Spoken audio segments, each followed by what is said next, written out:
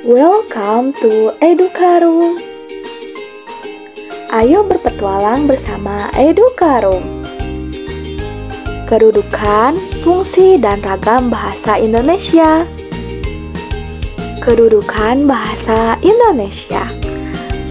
Bahasa Indonesia berkedudukan sebagai bahasa nasional sesuai dengan isi Sumpah Pemuda 1928 yang berbunyi, "Kami putra dan putri Indonesia menjunjung bahasa persatuan, bahasa Indonesia." Ini berarti bahwa bahasa Indonesia berkedudukan sebagai bahasa nasional yang kedudukannya berada di atas bahasa-bahasa daerah.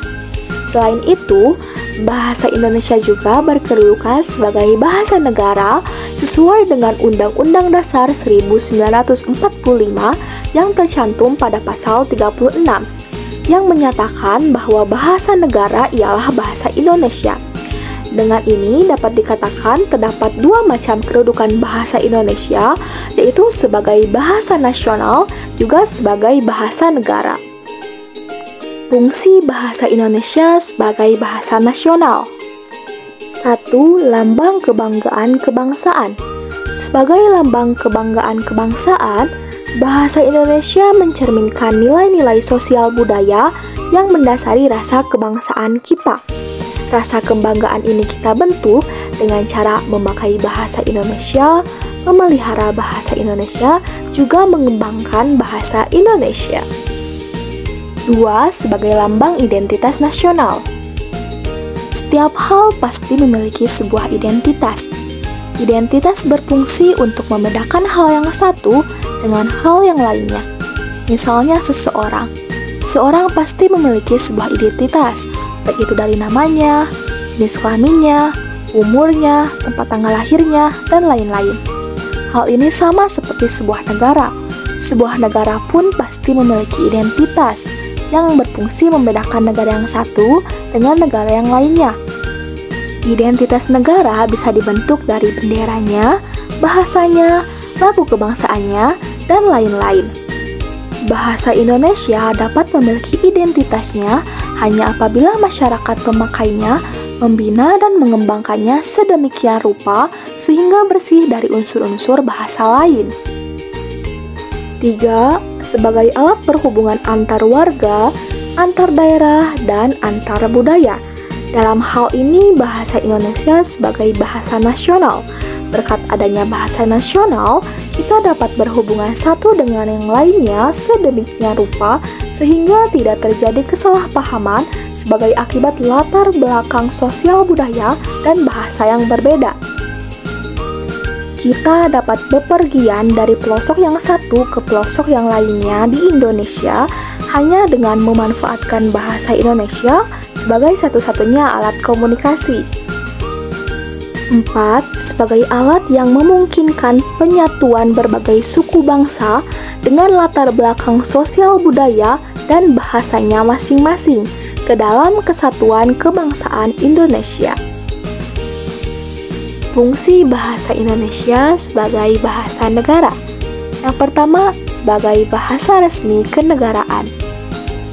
Bahasa Indonesia dipakai di dalam hal upacara, peristiwa, dan kegiatan-kegiatan kenegaraan baik dalam bentuk lisan maupun dalam bentuk tulisan, termasuk kegiatan-kegiatan penulisan dokumen, putusan-putusan, serta surat-surat yang dikeluarkan oleh pemerintah dan badan-badan kenegaraan lainnya, serta pidato-pidato kenegaraan juga memakai bahasa Indonesia.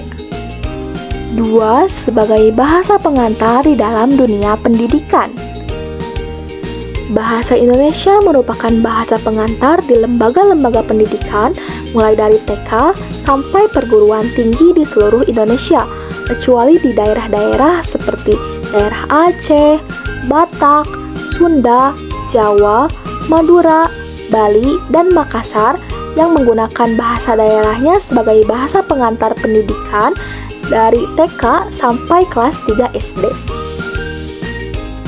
3. Sebagai alat perhubungan pada tingkat nasional untuk kepentingan perencanaan dan pelaksanaan pembangunan. 4. Sebagai alat pengembangan kebudayaan, ilmu pengetahuan, dan teknologi.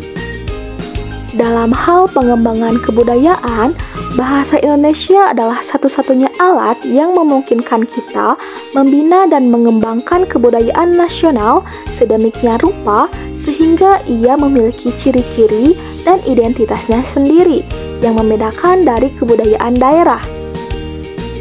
Bahasa Indonesia juga harus dipakai di media massal, baik itu media massa cetak maupun media elektronik. Baik itu yang visual maupun yang audio, maupun audiovisual harus memakai bahasa Indonesia. Karena media massa menjadi tumpuan kita dalam menyebarluaskan bahasa Indonesia secara baik dan benar. Ragam bahasa Indonesia berdasarkan media pembicaraan. Yang pertama, ragam lisan, seperti percakapan, pidato, kuliah, dan panggung. Yang kedua, ragam tulis seperti undang-undang, catatan, dan surat. Terdapat perbedaan antara ragam lisan dan ragam tulis. Yang pertama, pada ragam lisan diharuskan adanya orang kedua, yaitu teman berbicara yang berada di depan pembicaranya. Sedangkan pada ragam tulis tidak diharuskan adanya orang kedua. Yang kedua, pada ragam lisan, hal yang harus diperhatikan adalah gerak tubuh, mimik wajah, pandangan, anggukan, ataupun intonasi. Sedangkan pada ragam tulis, hal yang harus diperhatikan adalah seperti subjek, predikat, dan objek. Ketiga, ragam lisan sangat terikat pada kondisi, situasi, ruang, dan waktu. Hal apapun yang dibicarakan secara lisan di dalam sebuah ruangan hanya akan dimengerti oleh orang yang berada di ruangan tersebut saat itu.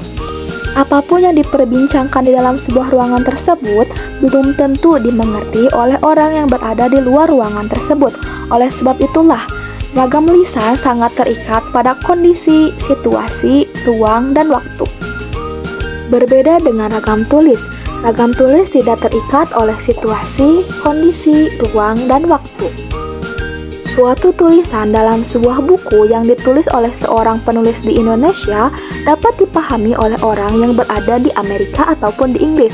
Hal inilah yang menjadi alasan mengapa ragam tulis tidak terikat oleh ruang. Buku yang ditulis pada tahun 1985 pun akan dapat dipahami dan dibaca oleh orang yang hidup pada tahun 2023. Hal inilah yang menjadi alasan mengapa ragam tulis tidak terikat dengan waktu. Yang keempat, ragam lisan dipengaruhi oleh tinggi rendahnya suara, juga panjang pendeknya suara.